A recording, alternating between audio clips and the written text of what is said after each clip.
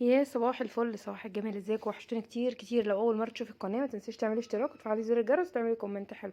هنا كده كنت في الرويعي في محل بتاع اللي هي الاكسسوارات بقى والمسامير والحاجات الكتير دي.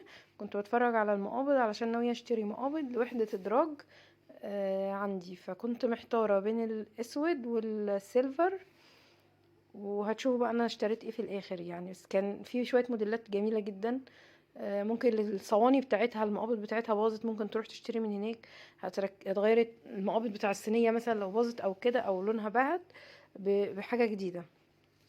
تمام يعني، دي فكره كده خطرت في بالي واشتريت وهنفذها يعني.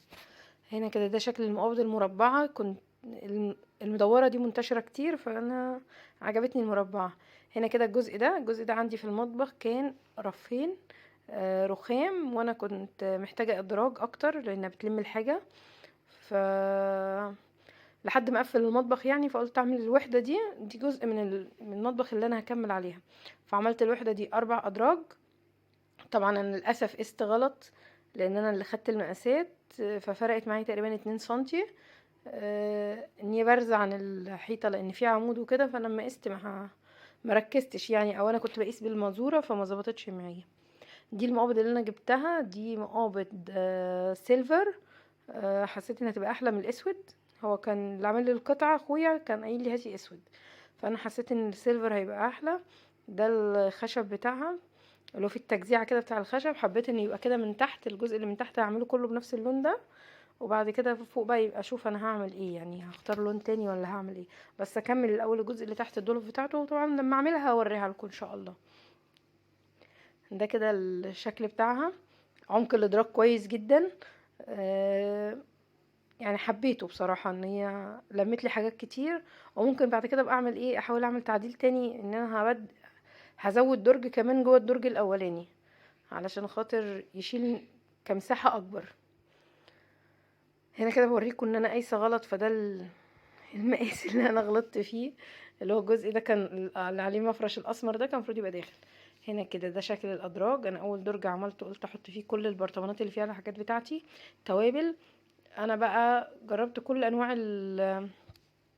العلب ورسيت على الازاز انه افضل حاجه. ما بتتفاعلش، لونها ما بيغيرش.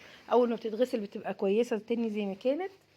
وحطيت فيه يعني الحاجات بتاعتي، ولسه هكمل بقيه الحاجه. هنا كده ده الدرج التاني. انا عملته المعالق والحاجات بتاع الطبيخ والاكل وكده، المغارف بقى والسباتيولا بتاع الاكل اللي هو الحادق او الصلصات وكده. الماسك كل الحاجات بتاعتي بتاع الحاجات الحادقه حطها في الدرج ده. لان الدرج اللي بعده حاجات الحلويات، يعني السباتيولا بتاع الحلويات مثلا، عشان انتوا عارفين الحاجات دي بتطبع بقى وطعم وكده.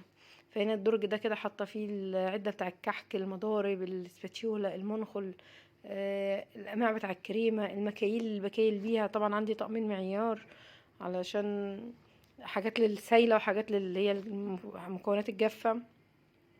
القلب ده بشكل بيه الحاجات بتاعتي. قطعت البيتزا بقى والمخلل وبتاع الايس كريم، الحاجات كلها اللي انا بستخدمها، وحطيت معاهم المخرطه لان انا ما بستخدمهاش. يعني انا جايباها كده منظر بس احتياطي، لكن انا بستخدم الكبه في الملوخيه. هنا كده ده الدرج الاخراني، ده الرابع. انا عملته الورق الفويل، ورق الزبده، المفارش بتاعتنا.